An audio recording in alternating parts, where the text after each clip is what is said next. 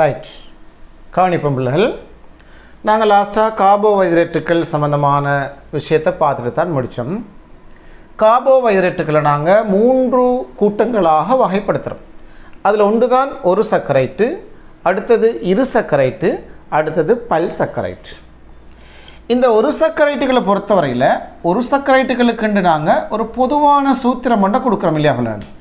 பாருங்கள், ஒரு சர்க்கரைட்டுகளுக்காக வழங்கப்படுகின்ற பொதுவான சூத்திரத்தை என்ன பொது சூத்திரம் என்ன சொல்லுது? ஒரு சர்க்கரைட்டுகளுக்கு C6H12O6. இது ஒரு ரிங் கொண்ட மாதிரி நாங்கள் சொன்னோம் இல்லையா? C6H12O6ன்றது ஒரு ரிங், ஒரு வளையம் மாதிரி உண்டு. இந்த பெண்கள் அணிகிற மாலை இருக்குதானே, செயின், கழுத்தில் போகிற செயின். இப்போ அதில் பார்த்திங்கன்னா ஒவ்வொரு ரிங், அந்த ஒவ்வொரு ரிங் வளையங்கள் சேர்ந்து தான் அந்த மாலை தயாரிக்கப்பட்டிருக்கு இல்லையா? அது மாதிரி இந்த ஒரு சர்க்கரைட்டுன்னு சொல்கிறது ஒரு ரிங், ரைட்? ஒரு பகுதி, அது ஒரு பகுதியம். அதில் 2 சேர்ந்தால்தான் இரு சர்க்கரைட்டுன்றது வருது. ஒரு சர்க்கரைட்டுகளில் 2 சேர்ந்தால் இரு சர்க்கரைட்டு வரும். இரு சர்க்கரைட்டுகள் அப்படின்னு சொல்லச்சில அதில் 3 வகையான இரு சர்க்கரைட்டு இருக்குது. ஒரு சர்க்கரைட்டுகளில் 3 வகையான ஒரு சர்க்கரைட்டுகள், இரு சர்க்கரைட்டுகளுக்கு 3 வகையான இரு சர்க்கரைட்டுகள். அதே மாதிரி பல் சர்க்கரைட்டுன்னு சொல்லக்குள்ள பலது, இந்த மாதிரி இந்த ஒரு சர்க்கரைட்டு பலது சேர்ந்து வந்தால் அதை நம்ம பல் சர்க்கரைட்டு அப்படின்னு சொல்லுவோம். அந்த மொத்த செயின் மாதிரி ஒவ்வொரு ரிங் சேர்ந்து ஒரு செயின் ஒன்று உருவாகுதா இல்லையா? அந்த மாதிரி நினச்சிக்கொள்ளுங்க. இப்போ இந்த ஒரு சர்க்கரைட்டுகள் 3 வகையாக இருக்குது அம்பிள்கள். பாருங்கள், முதலாவது குளுக்கோஸ். நம்ம இந்த குளுக்கோஸ் என்ன கலரில் எடுப்போம்னு சொல்லி சொன்னால் ரெட் கலரில் நம்ம எடுப்போம் குளுக்கோஸை. சரிதானே? குளுக்கோஸை ரெட் கலரில் எடுப்போம். ரைட். இப்போ நான் இவ்வளோ ஒரு குளுக்கோஸ் வரைகிறேன் பிள்ளைகள். இது ஒரு குளுக்கோஸ். அதே மாதிரி நான் க்ரீன் கலரில் எடுக்கிறேன் ஒரு ஃப்ராக்டோஸ் உண்டு. இது ஒரு ஃப்ராக்டோஸ். அதுபோல் நான் ஒரு ப்ளூ கலரில் எடுக்கிறேன் ஒரு கேலக்டோஸ். என்ன பாருங்கள் பிள்ளைகள், இப்போ இது 3 வகையான ரிங்ஸ், 3 தனித்தனி கூறுகள். இப்போ அந்த குளுக்கோஸ் அப்படிங்கிறது சிவப்பு கலரால் நான் வரைஞ்சிருக்கிறேன். மோல்டோஸுங்கிறது நீங்கள் பார்த்தீங்கன்னு சொல்லி சொன்னால் அது ரெண்டு ஒரு சர்க்கரைட்டுகள் சேர்ந்து வர்றது தான். அது அங்கே சேருகின்ற ஒரு சர்க்கரைட்டுகள் ரெண்டும் என்னென்னு பார்த்தீங்கன்னா ரெண்டுமே குளுக்கோஸுகள். அப்படின்னா ஒரு குளுக்கோஸ் உண்டு, அதோட இன்னொரு குளுக்கோஸ் உண்டு சேருகின்ற போது மோல்டோஸு அப்படிங்கிறது வருது.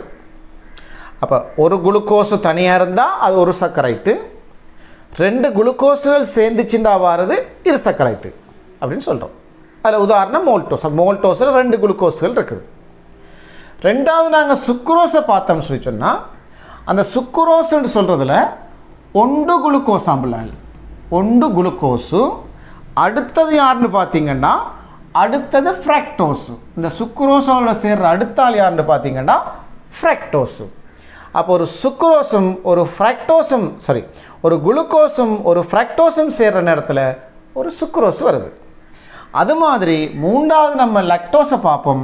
லக்டோஸ்ன்னு சொல்கிறது யாருன்னு கேட்டால் ஒரு குளுக்கோஸோட, எல்லாத்துலேயும் ஒவ்வொரு குளுக்கோஸ் இருக்கும் பிள்ளைகள், ஒரு குளுக்கோஸோட ஒரு கெலக்டோஸு சேர்ந்தா அங்கே வாரது தான் இந்த லக்டோஸுன்னு சொல்கிறோம். ரைட்? இப்போ உங்களுக்கு கிளியராக விளங்கியிருக்குன்னு நினைக்கிறேன். தனியே ஒரு குளுக்கோஸு மாத்திரம் இருக்கும்போது ஒரு சர்க்கரைட்டுன்னு சொல்லுவோம். தனியே ஒரு ஃப்ரக்டோஸு இருக்கும்போது அதை ஒரு சர்க்கரைட்டு, கெலக்டோஸு ஒரு சர்க்கரைட்டு. இரு சர்க்கரைட்டுகள்னு சொல்லும்போது எல்லாத்துலேயும் ஒவ்வொரு குளுக்கோஸு வருது. ஒவ்வொரு குளுக்கோஸ் எல்லாத்துலேயும் இருக்கும். அந்த குளுக்கோஸோட இன்னொரு குளுக்கோஸு சேர்ந்தால் அதுக்கு பேர் மோல்டோஸு. அந்த குளுக்கோஸோட ஒரு ஃப்ராக்டோஸு சேர்ந்தால் அதுக்கு பேர் சுக்ரோஸு. அந்த ஒரு குளுக்கோஸோட ஒரு கெலக்டோஸு சேர்ந்தால் அதுக்கு பேர் லக்டோஸு. இப்போ இந்த பேருகளை நம்ம எப்படி ஞாபகம் வச்சுக்கொள்கிறன்றதுக்கு ஒரு சின்ன விஷயம் ஒன்று நாங்கள் பார்ப்போம் பிள்ளைகள். கவனிங்க.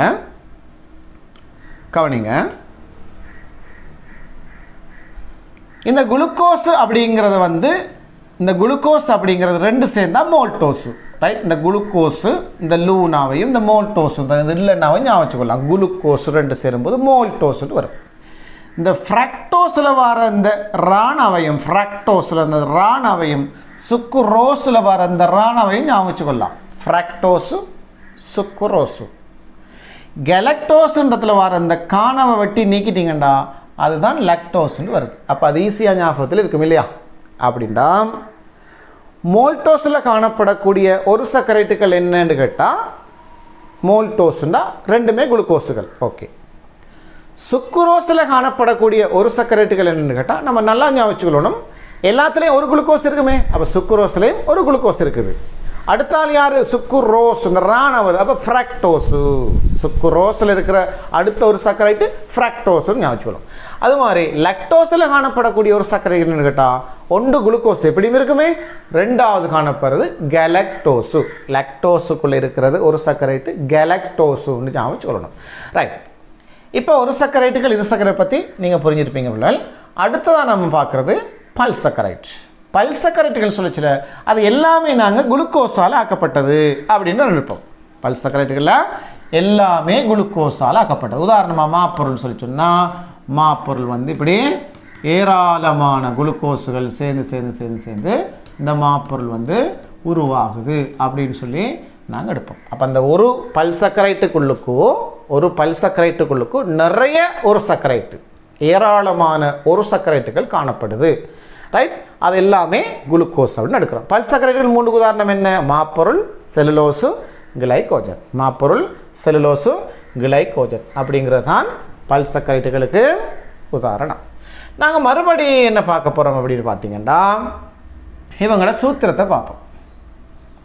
ஒரு சர்க்கரைட்டு சூத்திரம் C6H12O6. அதுவே இரு சர்க்கரைட்டுகளில் சூத்திரமாகிற நேரத்தில் நம்ம என்ன சொன்னோம்? ஒரு சர்க்கரைட்டுகள் 2 சேர்ந்து தான் இரு சர்க்கரைட்டு வருதுன்னு சொல்கிறோமா இல்லையா?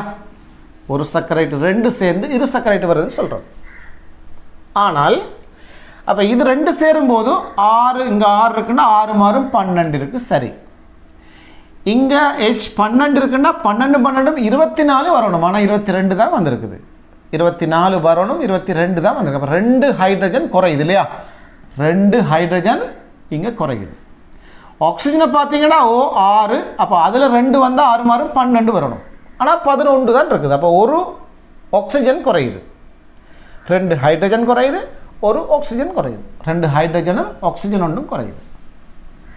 அப்போ இந்த 2 ஹைட்ரஜனும் ஆக்சிஜனும் ஏன் குறையுதுன்னு கேட்டால் இந்த 2 ஹைட்ரஜனும் ஆக்சிஜனும் சேர்ந்து H2O அப்படிங்கிற ஒரு நீர் மூலக்கூறு உண்டாக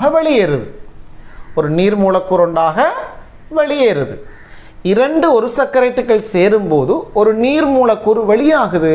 அது வெளியில் போகிற நேரத்தில், கலண்டு போகிற நேரத்தில் தான் அது 2ம் சேர்ந்து ஒரே மூலக்கூறாக மாறுது. ரைட். 2 தனித்தனி மூலக்கூறுகள் சேரும்போது ஒரு நீர் மூலக்கூறு கலண்டு போகுது, அந்த 2ம் சேர்ந்து ஒரு மூலக்கூறாக மாறுது. இங்கே பல்சக்கரைட்டுகள் பார்த்தீங்கன்னு சொன்னால் பல்சக்கரைட்டில் சூத்திரம் எப்படி தராங்க?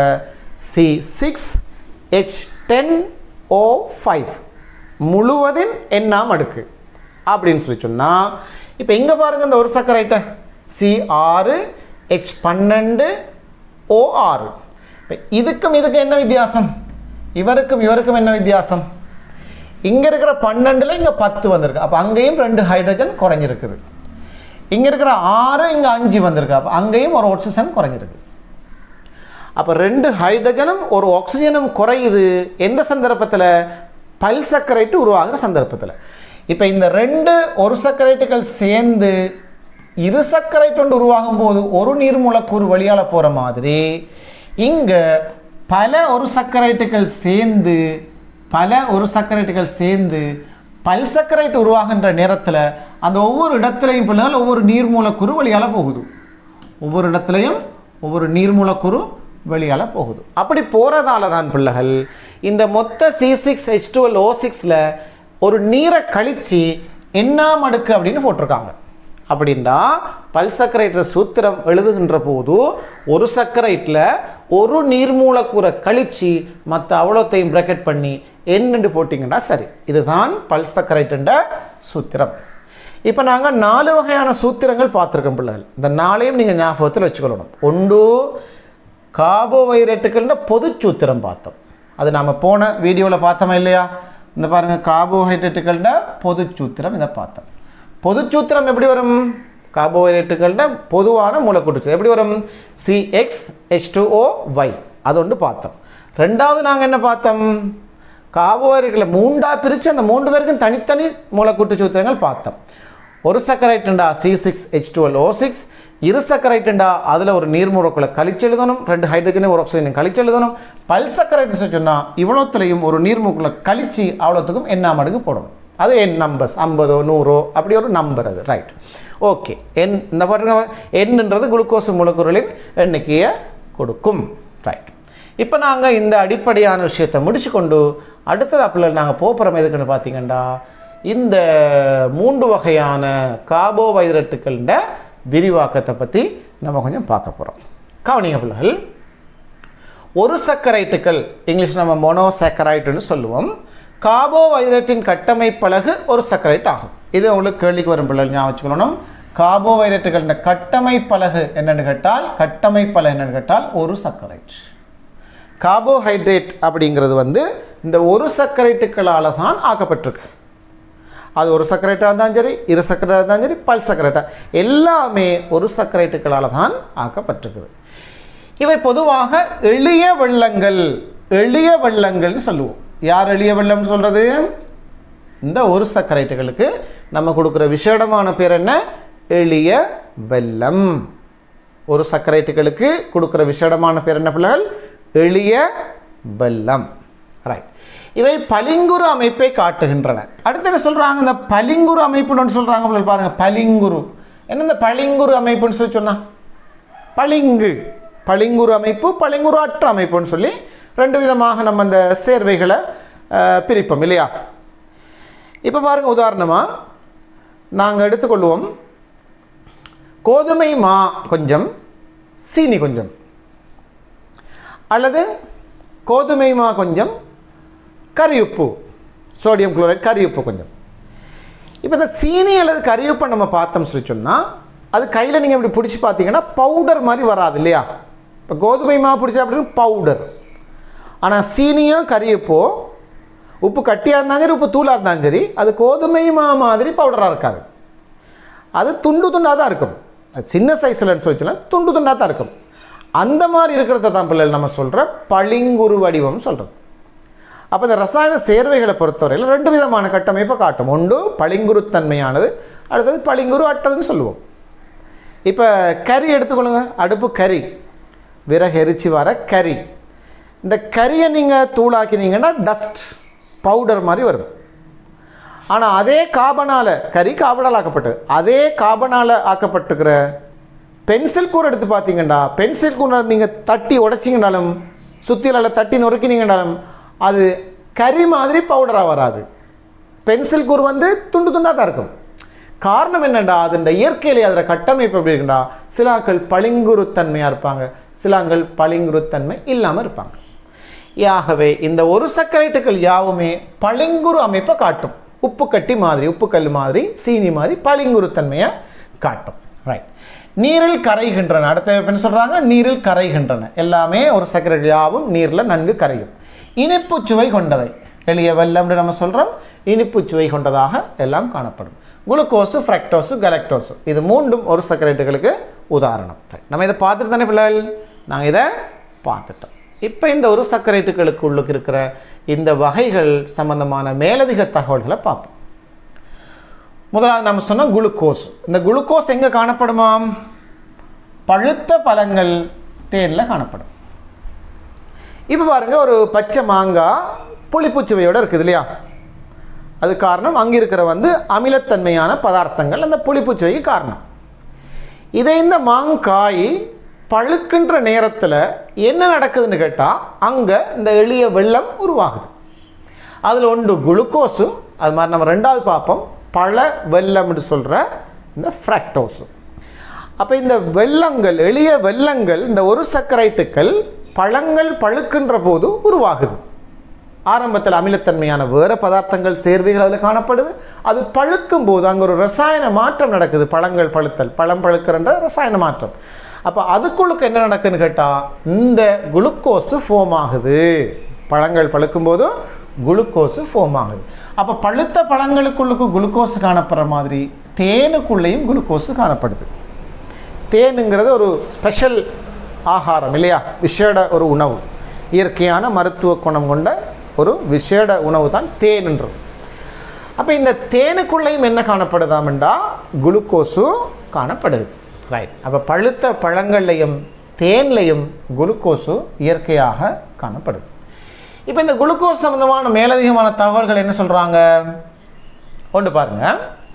மாப்பொருள் அடங்கிய எல்லா உணவுகளும் நீர்ப்பகுப்படையும் போது பெறப்படும் இறுதி விளைபொருள் குளுக்கோஸ் ஆகும். நாங்கள் படிச்சிருக்கோம் தானே பிள்ளைகள், தாவரத்தில் உள்ள இலையில் முதலாவது ஒளித்தொகுப்பு நடந்து என்ன உருவாகும்? குளுக்கோஸு தான் உருவாகும். தாவரத்தில் ஒளித்தொகுப்பு நடந்து என்ன உருவாகும்? குளுக்கோஸு தான் உருவாகும். இந்த குளுக்கோஸு தாவர இலையில் உருவாகினாலும் அந்த குளுக்கோஸுகள் தாவர இலைக்குள்ள குளுக்கோஸ் என்ற வடிவத்தில் காணப்படாது. உடனடியாக அந்த குளுக்கோஸ் எல்லாம் சேர்ந்து சேர்ந்து சேர்ந்து சேர்ந்து சேர்ந்து சேர்ந்து என்னவா மாறிடும்டா? மாப்பொருளாக மாறிடும். அப்போ மாப்பொருள் எதால் உருவாக்கப்படுது? குளுக்கோஸால் உருவாக்கப்படுது. இந்த மாப்பொருள் உணவுகளைத்தானே நம்ம சாப்பிட்றோம். அரிசி என்றும் கோதுமை என்றும் தானியங்கள் என்றும் கிழங்குகள் என்றும் நம்ம இந்த மாப்பொருள் உணவுகளை சாப்பிட்றோம். அப்போ அந்த மாப்பொருள் உணவுகள் நம்மளோட சமிபாடு தொகுதிக்குள்ளே போன பின்னாடி அது என்ன நடக்குது? சமிபாடு அடையுது. அது சமிபாடு அடைஞ்சு உருவாகிற இறுதி விளைபொருளாக குளுக்கோஸ் இருக்குது.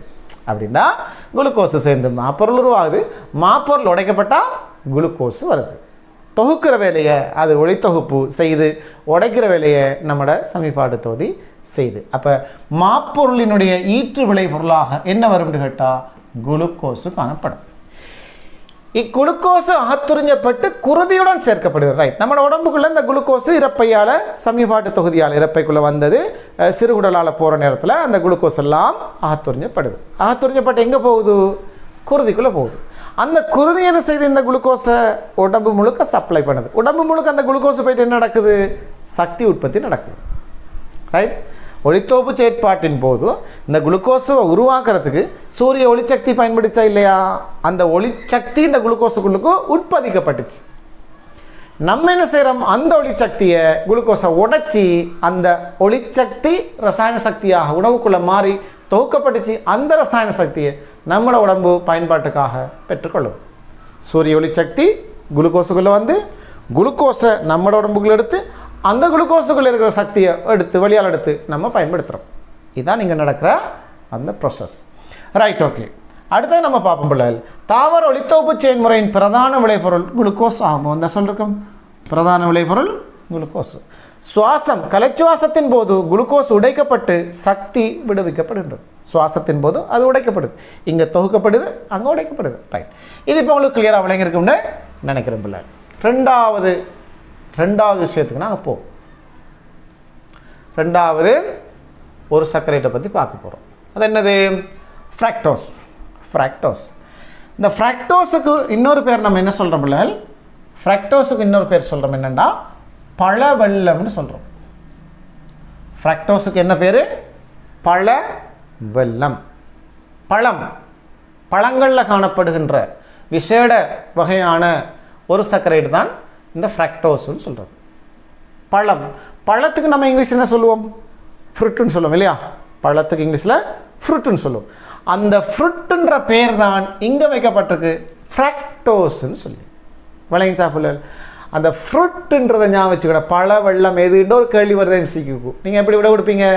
பழத்துக்கு இங்கிலீஷ் என்ன சொல்ல? Fruit fructose. ஃப்ரூட் ஃப்ராக்டோஸ் அப்படின்னு ஞாபகம். அப்போ பழ வெள்ளம்னு சொல்கிறதான் இந்த ஃப்ராக்டோஸு. ரைட். அது எங்கே காணப்படுது? பழுத்த பழங்களில் காணப்படுது, தேனில் காணப்படுது. இனிப்பு பூசணினா தர்பூசணின்னு சொல்லுவோம் இல்லையா? வாட்டர்மெலன், பெனிகோமோடு. ரைட். கோமோடோவில் காணப்படும். அது மாதிரி கரட்லையும் இந்த ஃப்ராக்டோஸு காணப்படுது. அதால் கரட் கொஞ்சம் இனிக்குது இல்லையா? கரட் சாப்பிடக்குள்ள இனிக்குதா இல்லையா? காரணம் இந்த ஃப்ராக்டோஸு. அப்போ பழ வெள்ளம் என அழைக்கப்படும். காய்கள் பழுக்கும் போது ஃப்ராக்டோஸ் உருவாகுது. இதுதான் இந்த 3 வகையான ஒரு சர்க்கரைட்டுகளுக்குள்ள, அது மாதிரி இரு சர்க்கரைட்டுகளுக்குள்ளேயும் இனிப்பு சுவை கூடிய வெள்ளம் எதுன்னு கேட்டால் இந்த பழ வெள்ளம். அப்போ நாங்கள் ஃப்ராக்டோஸை பற்றியும் பார்த்துட்டோம். மூன்றாவது என்ன பார்க்குறோம்னு கேட்டால் கேலக்டோஸு. இந்த கேலக்டோஸு அப்படின்னு சொல்கிறது பிள்ளைகள் பால் உற்பத்தி உணவுகளில் காணப்படும். கேலக்டோஸ் எங்கே காணப்படும்? பால் உற்பத்தி உணவுகள். என்ன பால் உற்பத்தி உணவுகள்?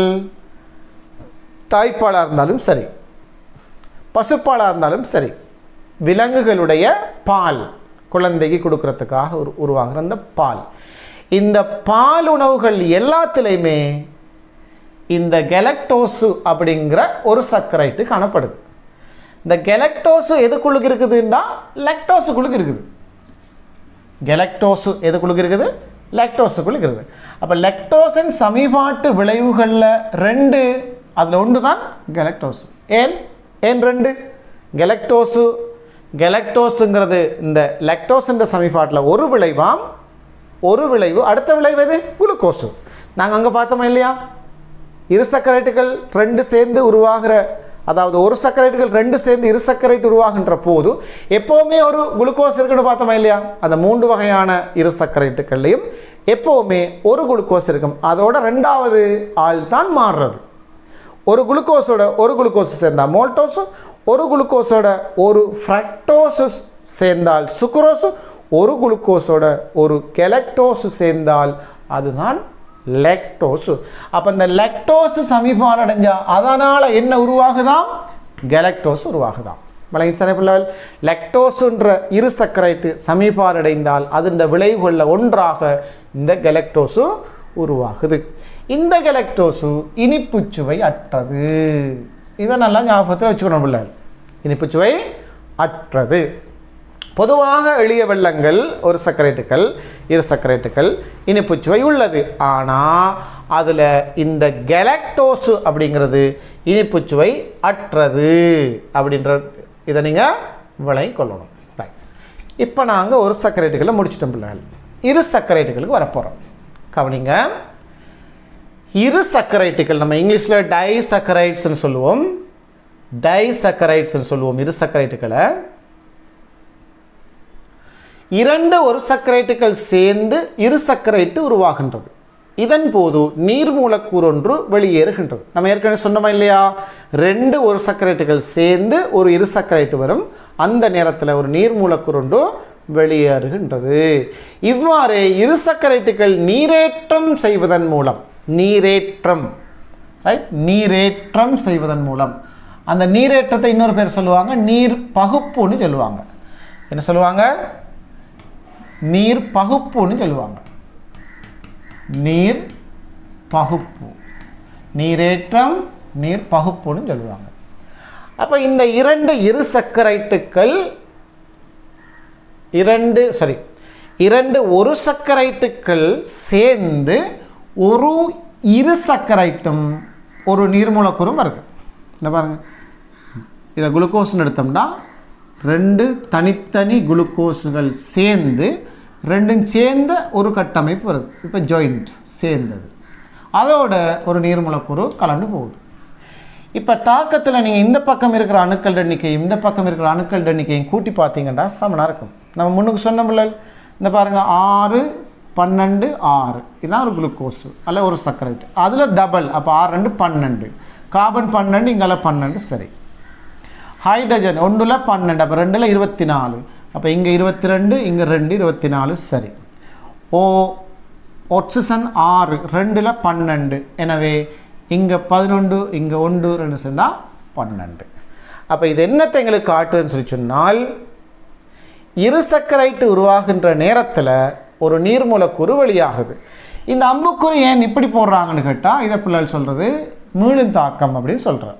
அப்படின்னா இந்த பக்கம் உள்ளது அந்த மாதிரியும் வரும், அங்கே உள்ளது இந்த மாதிரியும் வரும். இது அது மாதிரி வர தொகுப்புன்னு சொல்கிறோம். அது உடைக்கப்பட்ட இது வாரத்தை நீர் பகுப்புன்னு சொல்கிறோம். தொகுப்பு, பகுப்பு. பகுக்கிறன்னா பிரிக்கிற. இரு சர்க்கரைட்டை பிரித்து ஒரு சர்க்கரைட்டை மாற்றுறதுக்கு தண்ணியை கொடுக்கணும். அப்போ இரு சர்க்கரைட்டோண்டு ஒரு சர்க்கரைட்டாக மாறணுமா இருந்தால் தண்ணியை கொடுக்கணும். நீர் தேவை அவங்களுக்கு. அதான் நம்ம சாப்பிட்டா தண்ணி குடிக்கிறது. ஏன் தண்ணி தேவை எடுக்குது? சாப்பிட்ட சாப்பாடு சமீபாடு அடையணுமா இருந்தால் தண்ணி தேவை. சாப்பிட்டா தண்ணி குடிக்கணும். அந்த தண்ணி நீர் மூலக்கூறை கொண்டு தான் அது சமீபாடு அடையுது. ரைட், பகுக்கப்படுது. ஓகே, இப்போ நாங்கள் பார்ப்போம். இவ்வாறே ஒரு சர்க்கரைட்டுகளை நீரேற்றம் செய்வதன் மூலம் ஒரு சர்க்கரைட்டுகள், இவ்வாறே இரு சர்க்கரைட்டுகளை நீரேற்றம் செய்வதன் மூலம் ஒரு சர்க்கரைட்டுகள் பெறப்படுகின்றது. இனிப்புச் சுவையுடையது, பளிங்குருவானது, நீரில் கரையக்கூடியது. இந்த 3 இயல்பும் மறுபடி வரதா இல்லை பாருங்க. பளிங்குருவானது, நீரில் கரையக்கூடியது, இனிப்பு சுவை உடையது. இது ஒரு சர்க்கரைட்டுகளுக்கு நம்ம சொன்னோமா இல்லையா அந்த 3 இயல்பும். அப்போ ஒரு சர்க்கரைட்டுகளுக்கும் இரு சர்க்கரைட்டுகளுக்கும் இந்த இயல்புகள் பொதுவாக இருக்கா இல்லையா பிள்ளைகள்? ஒரு சர்க்கரைட்டுகள இயல்புகள் 3 தருகண்டு கேட்டாலும் நீங்கள் இது 3ஐயும் கொடுக்கலும். இனிப்பு சுவையுடையது. அந்த கெலக்டோஸுக்கு இனிப்பு சுவை இல்லை, இருந்தாலும் நம்ம அதை பொதுவாக சொல்கிற நேரத்தில் ஒரு சர்க்கரைட்டுகளுக்கு இனிப்பு சுவை உள்ளதுன்னா சொல்லுவோம். அப்போ ஒரு சர்க்கரைட்டுகள இயல்புகளை சொல்லுங்கன்னு உங்கள்கிட்ட கேள்வி வந்தாலும் இனிப்பு சுவையுடையது, பளிங்குருவானது, நீரில் கரையக்கூடியது.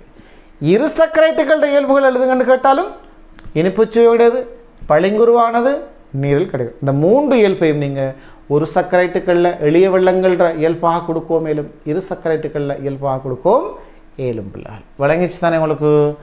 Right, okay. இப்போ நாங்கள் அடுத்த விஷயத்துக்கு போவோம். மோல்டோசு, சுக்குரோசு, லாக்டோசு என்பவை இரு சர்க்கரைட்டுகளுக்கு உதாரணங்கள் ஆகும். மோல்டோசு, சுக்குரோசு, லாக்டோசு என்பவை இரு சர்க்கரைட்டுகளுக்கு உதாரணங்கள் ஆகும். இரு சர்க்கரைட்டுகள் தொடர்பான தகவல்கள் அடங்கிய அட்டவணை ஒன்று மறுபடி எங்களுக்கு ஒரு சார்ட் ஒன்று தாராங்க. பாருங்கள், இந்த சார்ட்டை பாருங்கள் பிள்ளைகள். நம்ம ஏற்கனவே பார்த்த விஷயம்தான் திரும்ப திரும்ப வருது. ரைட். உதாரணம் மோல்டோசு காணப்படும் இடம் முளைக்கும் வித்துக்கள். ரைட், இந்த இடத்துல கொஞ்சம் கவனிங்க. முளைக்கிற வித்து. இப்போ நம்ம சொன்னோம்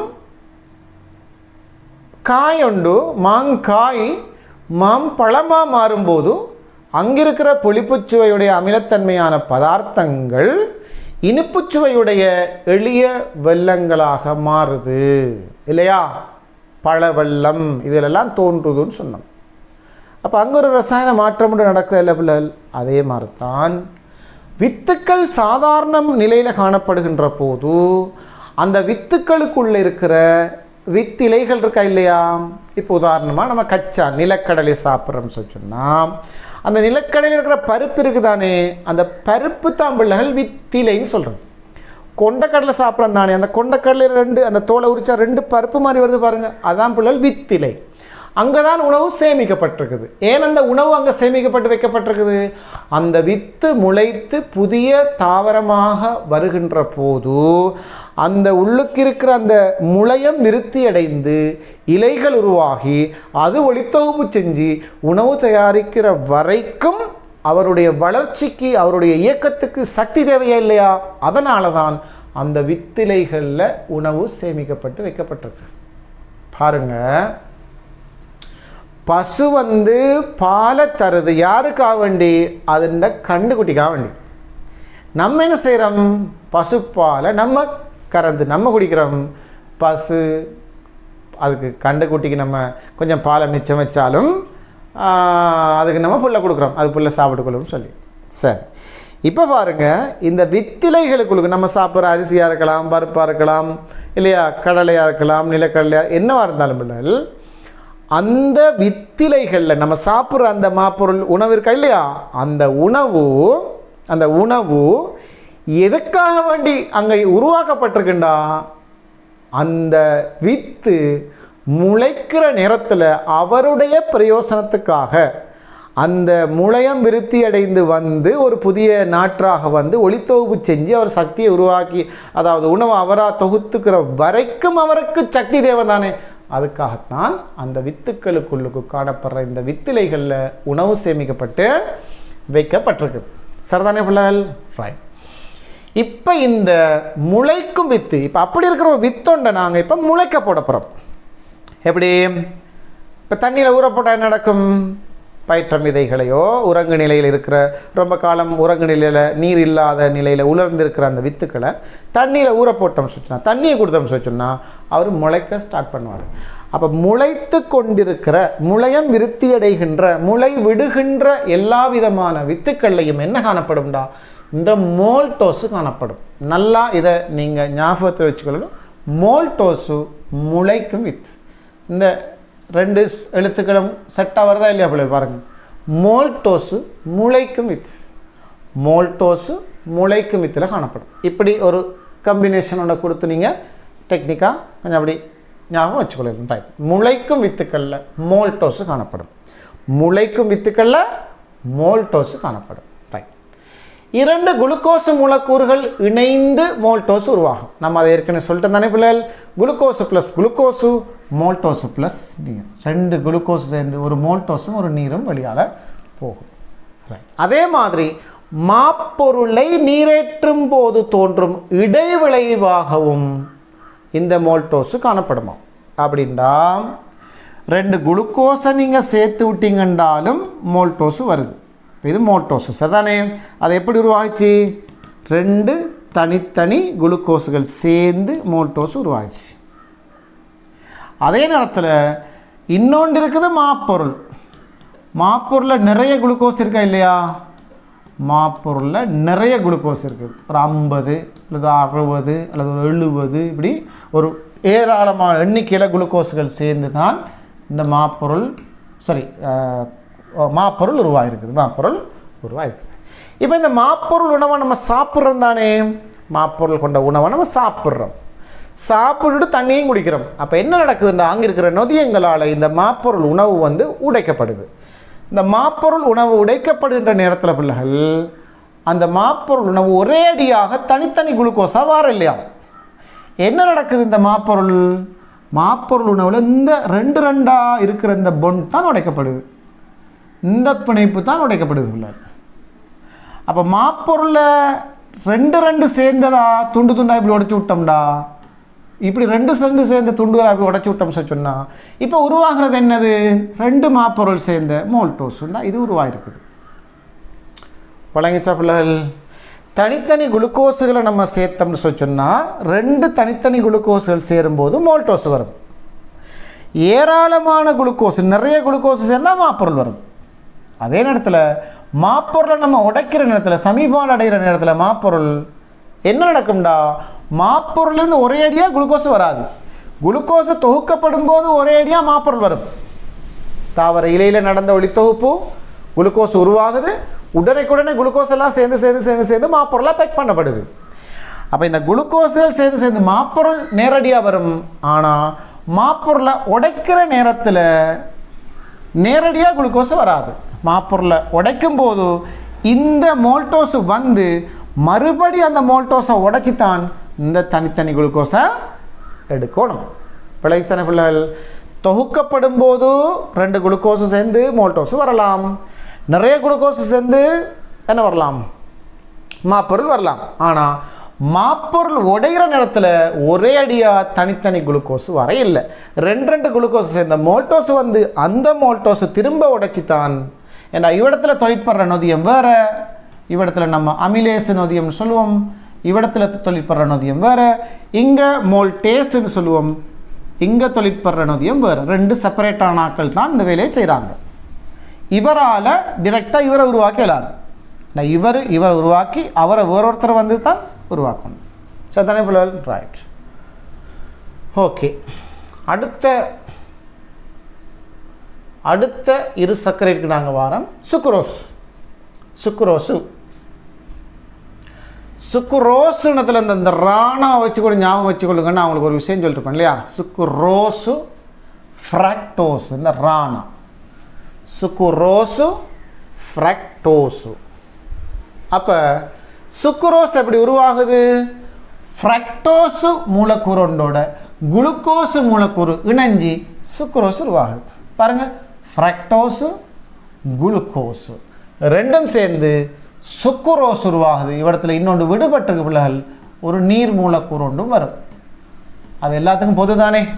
ஒரு சர்க்கரைட்டுகள் 2 சேர்ந்து இரு சர்க்கரைட்டு ஒன்று உருவாகிற நேரத்தில் ஒரு நீர் மூலக்கூறு வெளியேறும் அப்படிங்கிறது எல்லா இடத்துக்கும் பொது. அப்போ இவ்விடத்துக்கும் இந்த சுக்குரோஸ் உருவாகிற நேரத்தில் ஒரு குளுக்கோஸும் ஒரு ஃப்ராக்டோஸும் சேர்ந்து சுக்குரோஸ் வரும்போது ஒரு நீர் மூலக்கூறு வெளியால் போகும். ரைட்.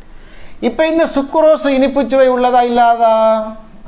பொதுவாக இனிப்புச்சுவை உள்ளது தானே பிள்ளைகள், ஒரு சர்க்கரை சாக்கெட்டும். அப்போ இந்த சுக்குரோஸும் இனிப்புச்சுவை உடையது. சுக்குரோஸு எங்கே காணப்படுதாம்? வெள்ளை சிவப்பு சீனியில் காணப்படுது.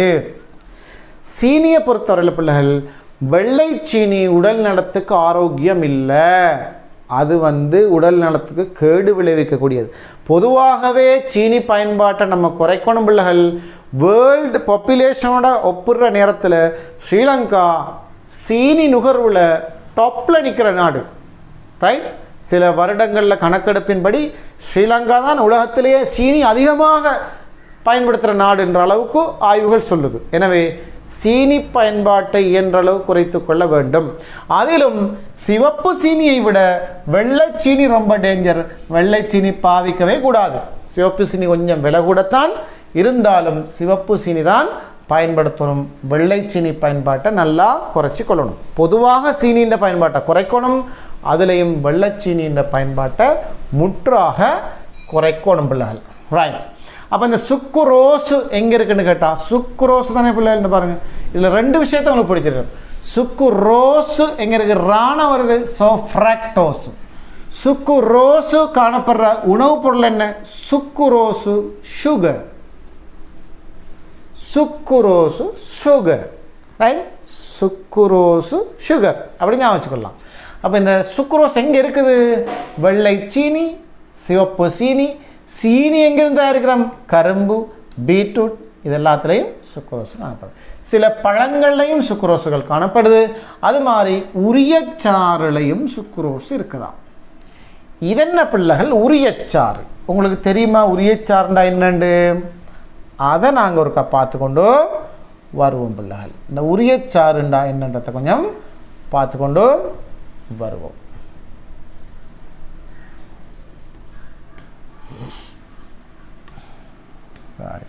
கவனிங்கள். இப்போ ஒரு தாவரம் ஒன்று நாங்கள் எடுப்போம். ரைட்? ஒரு தாவரம் உண்டு. அந்த தாவரத்தில் ஒரு கிளை, அந்த கிளையில் ஒரு இலை. இப்போ இந்த இலை வந்து ஒளித்தொகுப்பு செய்ய போகுது இல்லையா? என்ன செய்ய போகுது? ஒளித்தொகுப்பு செய்ய போகுது. இலை ஒளித்தொகுப்பு செய்கிறதுக்கு சூரியன்லேருந்து வந்து சூரிய ஒளி எடுக்க போகுது. இந்த கலர் உங்களுக்கு விளங்காமல் இருக்கணும். அப்போ நான் மஞ்சளே மாத்திரம் இல்லை. ரைட்? சூரிய ஒளியை வந்து இலை பெற்றுக்கொள்ள போகுது. சூரிய ஒளி. அது மாதிரி இந்த தாவர இலை மண்ணுக்குள்ளேருந்து நீரை உறிஞ்செடுக்க போகுது. ரைட்? வேருக்குள்ளே வந்த மண் நீர் வேறால் வந்து தண்டால் வந்து அப்படியே இலைக்கு வந்து நீர் வந்துட்டு. சூரிய ஒளி ஓகே, நீர் ஓகே. வளிமண்டலத்திலேருந்து கார்பன் மோனாக்சைடு வாயு போகுது, CO2 கேஸ். இலைக்குள்ளுக்கு பச்சையம் இருக்குது. அப்போ சூரிய ஒளி முன்னிலையில் பச்சையத்தில் CO2 வாயுவையும் மண்ணிலிருந்து உறிஞ்சப்பட்ட நீரையும் பயன்படுத்தி ஒளித்தொகுப்பு நடக்குது. ஒளித்தொகுப்பின் போது உருவாக்கப்படுகின்ற நேரடி விளைபொருள் என்ன பிள்ளைகள்? குளுக்கோஸு. இது உங்களுக்கு தெரியுமா இல்லையா? ஒளித்தொகுப்பின் போது குளுக்கோஸு நேரடியாக உருவாக்கப்படுது. இப்போ இந்த குளுக்கோஸ் இலையில் உருவாக்கப்பட்டாலும் குளுக்கோஸ்ன்ற வடிவத்தில் காணப்படுமா? காணப்படாது. அந்த குளுக்கோஸ் எல்லாம் சேர்ந்து சேர்ந்து சேர்ந்து சேர்ந்து சேர்ந்து சேர்ந்து சேர்ந்து என்ன உருவாகிரும்? மாப்பொருள் உருவாகிரும். அப்போ இலையில் குளுக்கோஸ் உருவாகினாலும் இலையில் குளுக்கோஸ் காணப்படாது, மாப்பொருள் தான் காணப்படும். அப்படின்டா இப்போ வயலில் நாங்கள் வேளாண்மை, இப்போ வெள்ளாமை வயல் இருக்குது, நெல்லை அறுவடை செய்கிறோம். இப்போ வயலில் நெல்லை அறுவடை செஞ்சதுக்கு நீங்கள் போன உடனே நெல்லை பார்க்கல. அது உங்களுக்கு ஏன்? அந்த நெல்லாம் சேர்ந்து பேக் பண்ணப்பட்டு அந்த நெல் நிரப்பப்பட்ட உரைகள் மூடைகளை தான் அவங்களுக்கு பார்க்கலும். அது மாறத்தான் பிள்ளைகள். இலையில் உருவாகிறது குளுக்கோஸ் தான். ஆனால் குளுக்கோஸை நீங்கள் தேடினா குளுக்கோஸ் அங்கே இருக்காது. எல்லா குளுக்கோஸும் சேர்ந்து சேர்ந்து பேக் பண்ணப்பட்டு அது மாப்பொருளாக மாற்றப்பட்டுரும். இப்போ இந்த மாப்பொருள் அப்படின்னு சொல்கிறது இலையில் தற்காலிகமாக சேமிக்கப்படும் பிள்ளைகள். இப்போ இலையில் மாப்பொருள் மணிகள் தற்காலிகமாக சேமிக்கப்படும். இந்த இலைக்குள்ளேயே அவ்வளோ உணவையும் சேமிச்சிடலுமா? சேமிச்சிட இயலாது. மற்றபடி சேமித்து வச்சா மட்டும் போதுமா? இல்லையே. தாவரத்தில் ஏனைய இடங்களில் தொழிற்பாட்டுக்கு அவசியம். அது மாதிரி வேற தொழிற்பாட்டுக்கு அவசியம். வேரில் கிழங்குகள் சேமிக்கப்படும். அது மாதிரி இதில் வந்து பழங்கள் உருவாகும். அப்போ இந்த இடத்துக்கெல்லாம் இந்த சாப்பாட்டை தான் அனுப்பி வைக்கணும். உருவாகுது குளுக்கோஸாக, இலையில் தற்காலிகமாக சேமிக்கப்படுது மாப்பொருளாக. ஆனால் இந்த மாப்பொருளை தண்டில் உணவு சேமிக்காகவோ வேரில் கிழங்குகள் உணவு சேமிக்காகவோ இந்த மாப்பொருளை அனுப்பணும் பிள்ளை. இங்கே வரணும். அல்லது மாப்பொருள் இப்படி வந்து இங்கே வரணும் வேருக்கு. மாப்பொருளை எப்படி இங்கே அனுப்புகிற? திண்மமா கோதுமைமா நீர் குழாய்கள் இருக்குது தானே, அந்த நீர் குழாய்களுக்கு கோதுமை மாவு பிடிச்சி தள்ளுனா போகுமா? போகாது. தண்ணி போகும், கோதுமை மாவு அனுப்பலாது டப் லைனுக்குள்ளால். அப்போ அந்த மாப்பொருளை வந்து இங்கே அனுப்பலாது. மாப்பொருள் தண்ணியில் கரையுமா? தண்ணியில் கரையவும் மாட்டாது. தண்ணியில் கரைஞ்சால் கரைச்சி அனுப்பி விட்டுடும். அப்போ மாப்பொருள் தான் சூரிய ஒளி மூலம் தயாரிக்கப்பட்ட குளுக்கோஸ் எல்லாம் சேர்ந்து மாப்பொருளாக தான் இங்கே இருக்குது.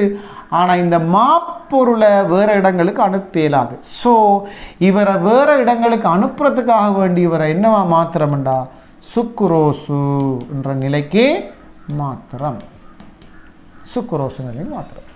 இந்த சுக்குரோசு அதாவது உற்பத்தி குளுக்கோஸு சேமிக்கப்படுது மாப்பொருளாக கொண்டு செல்வதற்காக வேண்டி சுக்குரோஸாக மாறுது.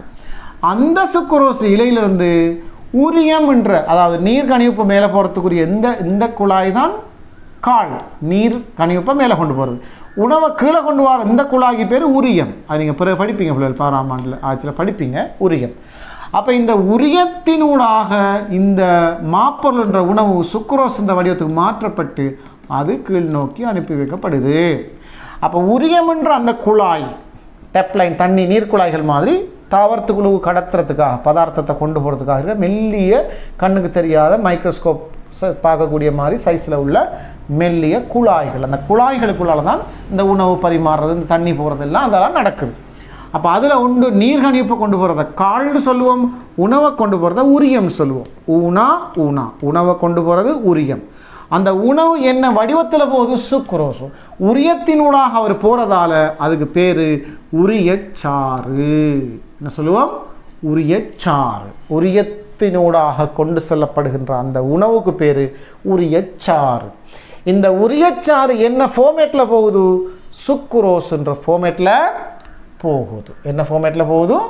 சுக்குரோஸ்ன்ற ஃபார்மேட்டில் போகுது. அதைத்தான் பிள்ளைகள் உங்களுக்கு இங்கே சொல்லியிருக்காங்க, உரியச்சாறில் சுக்குரோசு காணப்படுது. இப்போ விளங்கிச்சா உரியச்சாறுனா என்னண்டு? இதுதான் உரியச்சாறுன்னு சொல்கிறது. ஓகே பிள்ளைகள், இப்போ நம்ம இதை பார்த்துட்டோம் தானே, சுக்குரோசு சம்மந்தமாக பார்த்துட்டோம். எங்களுக்கு எஞ்சி இருக்கிற இன்னொரு இருசக்கரைட்டு யாருன்னு கேட்டால் லாக்டோசு. என்னது? லாக்டோசு. லாக்டோசு எப்படி உருவாகுது பிள்ளைகள் பாருங்கள். லாக்டோசு இந்த பாருங்கள், லாக்டோஸ்ன்றது எப்படி உருவாகுதாமண்டா, லாக்டோஸு ப்ளஸ் நீர் உருவாகுது ஒரு குளுக்கோஸும் ஒரு கெலக்டோஸும் சேர்ந்து. நம்ம சொன்னோம் இந்த கெலக்டோஸில் கானாவை கட் பண்ணினீங்கன்னா லாக்டோஸ்ன்னு வரும் சொல்லி. அப்போ ஒரு கெலக்டோஸும் ஒரு குளுக்கோஸும் சேர்ந்து ஒரு லாக்டோஸும் நீர் மூலக்கூறும் உருவாகுது. நீர் மூலக்கூறும் உருவாகுது. இந்த லாக்டோஸ் எங்கே காணப்படுதாம்? ஏற்கனவே நாங்கள் பார்த்து தானே கெலக்டோஸ் எங்கே காணப்படுது, அதே இடங்கள் இங்கேயும் வரும். ஏன்? கெலக்டோஸ் சேர்வதனால தானே லாக்டோஸ் உருவாகுது. எனவே கெலக்டோஸ் காணப்படுகின்ற எல்லா இடத்துலையும் அதனுடைய எல்லா இயல்புகளும் இந்த லாக்டோஸுக்கும் இருக்கும். அப்போ பால் உற்பத்தி உணவுகளில் கெலக்டோஸுன்ற ஒரு சர்க்கரைட்டு இருக்கும். அதே நேரம் இரு சர்க்கரைட்டை கேட்டால் லாக்டோஸுன்ற இரு சர்க்கரைட்டு இருக்கும். இப்போ உங்களுக்கு ஒரு கேள்வி கேட்குறாங்க பிள்ளைகள். என்ன கேள்வின்னா கவனிங்க, என்ன கேள்வி கேட்குறாங்கன்னா, பால் உற்பத்தி உணவுகளில் காணப்படும் இரு சர்க்கரைட்டு எதுன்னு கேட்டால் நீங்கள் லாக்டோஸ்ன்னு கொடுக்கணும். பாலுணவு உற்பத்திகளில் காணப்படும் ஒரு சர்க்கரைட்டு எதுன்னு கேட்டால் கெலக்டோஸ்ன்னு கொடுக்கணும். கெலக்டோஸ்ன்னு கொடுக்கணும். வழங்கிச்ச சொன்னது. அப்போ ரெண்டுமே பாலுணவு உற்பத்திலாம் இருக்கும். லாக்டோஸ்னு சொன்னால் இரு சர்க்கரைட்டு, கெலக்டோஸ்னால் அந்த அதுக்குள்ளே இருக்கிற ஒரு சர்க்கரைட்டு. ரைட். இப்போ நாங்கள் பார்ப்போம் பாலுணவு உற்பத்திகள் என்ன. பாலுணவு உற்பத்திகள் என்ன பிள்ளைகள் சொல்லுங்கள் பார்ப்போம். நேரடியாக பால், பசுப்பால், ஆட்டுப்பால், பால் நேரடியாக அருந்தினாலும் அது பால் உணவு தான். அந்த பால்லேருந்து தயாரிக்கப்படுற தயிர் பால் உணவு, அது மாதிரி யோகட் பால் உணவு, அது மாதிரி பாட்கட்டி பால் உணவு, பாட்கட்டி ஒரு பால் உணவு, யோகட் தயிர் பாட்கட்டி, அது மாதிரி மாஜரின் பட்டர் இல்லையா, அது மாதிரி வெண்ணெய் நெய், இதுகள் எல்லாமே இந்த பால் உணவு உற்பத்திகளுக்குள்ளே வாரது பிள்ளைகள். அப்போ இந்த பால் உணவு உற்பத்திகளில் இந்த லாக்டோஸ் என்ற இரு சர்க்கரைட்டு காணப்படுது, கெலக்டோஸ் என்ற ஒரு சர்க்கரைட்டு காணப்படுது. இவங்களோட மேலதிக இயல்புகளாக என்ன சொல்கிறாங்க பாருங்கள், தாவரங்களில் காணப்படாத வெள்ளம். ஏற்கனவே நம்ம சுக்குரோஸ் எங்கே பார்த்தோம்? தாவரத்தில் இல்லையா? தாவரத்தில் உருவாகுது சுக்குரோஸு, கரும்புச்சாறு இருந்தால் எடுக்கிறோம் ட்ரை. ஆனால் இந்த லெக்டோஸு தாவரங்களில் இல்லை. தாவரங்களில் காணப்படாத இரு சக்கரைட்டு எது என்று கேட்டால் நம்ம விளையங்கொள்ளணும் பால் உணவு உற்பத்தி. பால் தாவரத்தில் இல்லை. தாவரத்தில் இருக்கிற கள்ளிப்பால், அந்த பால் அது வேறு பால், அது பால் இல்லை, இதுதான் பால். அப்போ தாவரங்களில் பால் இல்லை, விலங்குகளில் தான் பால் இருக்குது. எனவே பால் உணவுல தான் லாக்டோஸு காணப்படுது. அந்த லாக்டோஸு அல்லது கெலக்டோஸு என்னது? தாவரங்களில் காணப்படாத வெள்ளம் அப்படின்றத ஞாபகம் சொல்லணும். அது மாதிரி இனிப்புச்சுவை குறைந்து, நம்ம ஏற்கனவே பார்த்தோம் இனிப்புச்சுவை யாருக்கு இல்லை? கெலக்டோஸ் என்ற ஒரு சர்க்கரைட்டுக்கு இனிப்புச்சுவை இல்லை, லெக்டோஸ் என்ற இரு சர்க்கரைட்டுக்கு இனிப்புச்சுவை இல்லை. பாலில் உள்ள லெக்டோஸ் 100%, பொதுவாக 4-6%. தாய்ப்பாலில் உள்ள லெக்டோஸின் சதவீதம் 6-7%. அதில் மனுஷன் கொஞ்சம் அட்வான்ஸாக இருக்கிறாங்களே அப்படியே பாருங்கள். பொதுவாக பசுப்பால், ஆட்டுப்பால், இந்த பால்களில் காணப்படுறது 4-6% தான் இந்த லெக்டோஸ்ன்ற வெள்ளம் காணப்படுது. ஆனால் கொஞ்சம் அட்வான்ஸாக மனிதனில் 6-7%. ரைட். இப்போ தாய்ப்பால் அப்படிங்கிறது ஒரு மிக முக்கியமான பிள்ளையினுடைய ஆரம்ப போஷாக்கு தாய்ப்பால். சில இடங்களில் இந்த தாய்ப்பால் கொடுக்கிறத பெண்கள் விரும்புகிற இல்லையா? நம்ம நாட்டில் அப்படி இல்லை. வெளிநாடுகளில், சில நாடுகளில் உள்ள கலாச்சாரம் பெண்கள் தங்களோட அழகு கெட்டு போயிருன்றதுக்காக தாய்ப்பால் கொடுக்குறத விரும்புகிற இல்லையா? அவங்களோட மார்பு அழகு கெட்டு போயிருன்றதுக்காக வேண்டி. ஆனால் பிள்ளைகள் இஸ்லாத்தை பொறுத்தவரையில் குரான் 1450 வருஷத்துக்கு முன்னாடியே குரான் சொல்லிட்டு பிறக்கின்ற குழந்தைக்கு பிறப்பால் கிடைக்கிற உரிமை அந்த தாய்ப்பால் குடிக்கிற உரிமை. 2 வருடங்கள் பரிபூரணமாக தாய் தன் குழந்தைக்கு பாலூட்ட வேண்டும் என்று சொல்லி 1400 வருஷத்துக்கு முன்னாடி அல் குர்ஆன் ஒரு சட்டத்தை போட்டுருச்சு. இன்னைக்கு பாருங்க, உலகம் சொல்லுது, நவீன அறிவியல் சொல்லுது, பிள்ளைக்கு தாய் பால் ஊட்டணும், அந்த பிள்ளைக்கு பிறப்பால் கிடைக்கிற உரிமை இந்த தாய்ப்பால் குடிக்கிறது. உங்களோட அழகு கெட்டு போயிருன்றதுக்காக வேண்டி நீங்கள் பிள்ளைக்கு பால் ஊட்டாமல் இருந்தால் பாருங்க, இறைவன் என்ன செய்கிறான்? யார் குழந்தைக்கு பால் ஊட்டாமல் இருக்கிறார்களோ அவர்களுடைய ஆரோக்கியத்தை அல்லாஹ் எடுத்து போட்டுருதான். எப்படி? நீங்கள் அழகு முக்கியம் என்று பிள்ளை இந்த உரிமையை பறிச்சிங்கண்டா அல்லாஹ் உங்களோட உரிமையை பறிக்கிறான். தாய்ப்பால் கொடுக்காதவர்களுக்கு மார்பக புற்றுநோய் வருதுன்னு கண்டுபிடிச்சிருக்காங்க. எனவே நம்ம எல்லாரும் தாய்ப்பால் குடிச்சிருக்கிறோம். பெரும்பாலும் 99.9% ஏன் 100% சொல்லலும் ரைட். பெரும்பாலும் நம்ம நாட்டு, நம்ம கலாச்சாரத்தை பொறுத்தவரையில் தாய்மார்கள் அன்போட இரக்கத்தோட இந்த குழந்தைகளுக்கு தாய்ப்பால் ஊட்டித்தான் எங்கட பிள்ளைகளை வளர்க்குறாங்க. எனவே இந்த மாற்று கலாச்சாரங்கள், நாகரிக மோகம் என்ற பேரில் இந்த மாற்று கலாச்சாரங்களுக்கு எங்கட பிள்ளைகள் அடிமைப்பட்டால், அழகுன்ற பேரில் நீங்கள் அடிமைப்பட்டால் உங்களோட ஆரோக்கியத்தை நீங்கள் இழக்க வேண்டி வரும். எனவே எது அழகு என்று சொன்னால் வெறுமனே தோளம் இனிக்கிறதல்ல அழகு. அதுக்கு நிறைய கெமிக்கல்கள் மிக்ஸ் பண்ணி இப்போ என்னென்னவோ புதுசு புதுசாக க்ரீமெல்லாம் வருதான் பிள்ளைகள். இதுகளில் ஏமாந்துடாதீங்க. ஸ்ரீலங்கா ஒரு என்னது, அந்த வெளிநாட்டிலேருந்து வர குப்பைகளை கொட்டக்கூடிய ஒரு குப்பை தொட்டி மாதிரி காணப்படுது. சில நேரங்களில் பழுதா போன மருந்துகள், பழுதா போன சாப்பாடுகள், அது மாதிரி எக்ஸ்பைர்ட் ஆகின இந்த க்ரீம் வகைகள் ரைட், அது மாதிரி நுகர்வுக்கு பொருத்தமில்லாத க்ரீமுகள், இதெல்லாம் பூசி நிறைய பேர் கேன்சர்லாம் வந்திருக்கு பிள்ளைகள். பவுடர் பூசியே சில ஆளுக்கு கேன்சர் வந்திருக்கு வெளிநாடுகளில். அந்த பவுடரை பிராண்டுக்கு எதிராக அவங்க சில வழக்கு தாக்கல் பண்ணி மில்லியன் கணக்கான நஷ்டடெல்லாம் எடுத்திருக்காங்க. பவுடர் பூசி கேன்சர் வந்திருக்கு. அப்போ இந்த அழகு சாதன பொருட்கள்ன்ற பேரில் தரம் குறைந்த இலக்கமான இந்த பொருட்களை சந்தையில் விற்கிறாங்க. அதில் கேன்சருக்கு கொடுக்கக்கூடிய அந்த மருந்து பொருட்களை கூட, கெமிக்கல்ஸை கூட இந்த அழகு சாதன பொருட்கள் வெள்ளையாக்குற இந்த க்ரீம் வகைகளில் கலக்கிறாங்களாம். இது உடல் நலத்துக்கு கேடுன்னு சொல்லி சுகாதார ஆய்வு தகவலாம் வந்திருக்குது. அதால் படிக்கிற பிள்ளைகள், குறிப்பாக பொம்பளை பிள்ளைகள், அழகு என்பது எதுன்றதை நீங்கள் நல்லா வணங்கணும். ஆரோக்கியம்தான் முதலாவது அழகு. தாய்ப்பால் கொடுத்தால் அழகு கெட்டு போயிருன்றதுக்காக வேண்டி பால் ஊட்டாமல் இருந்தால் அவளுடைய ஆரோக்கியம் கெட்டு போயிடும். ஆரோக்கியம் கெட்டு போச்சுண்டா அதுக்கு பிறகு அழகும் இல்லை, அதுக்கு பிறகு உலகத்தில் வாழ்க்கையும் இல்லை, அந்த மாதிரி நிலைமைக்கு போக வேண்டி வரும். எனவே அழகு என்பது நீங்கள் நல்லா விளக்க சயின்டிஃபிக்காக நாம் யோசிச்சோம்னா அழகு என்பது ஆரோக்கியம்தான் அழகு. ரைட்? ஆரோக்கியம்தான் அழகு. அதை நீங்கள் ரொம்ப டீப்பாக யோசிச்சு பார்த்தீங்கன்னா உங்களுக்கு விளங்கும். உடல் ஆரோக்கியம்தான் முதலாவது அழகு. அந்த ஆரோக்கியத்தை கெடுத்துக்கொள்கின்ற வகையில் நீங்கள் அழகுன்னு சொல்லி யோசிச்சிங்கண்டா அது அழகல்ல, கடைசிக்கு அது அசிங்கமாக போய் ஆரோக்கியத்தையும் கெடுத்து மொத்த வாழ்க்கையும் கெடுத்துக்கொள்கிற நிலைமை ஏற்படும். எனவே பிறந்த பிள்ளைகளுக்கு தன் தாயிடத்தில் பால் குடிப்பது பிறப்பால் கிடைக்கிற உரிமை அப்படிங்கிறத நாங்கள் விளைக்கொள்ளணும். ரைட். இப்போ நாங்கள் இந்த இருசக்கரைட்டுகள் தொடர்பான விஷயங்களை பார்த்து முடிச்சிருக்கிறோம் பிள்ளைகள்.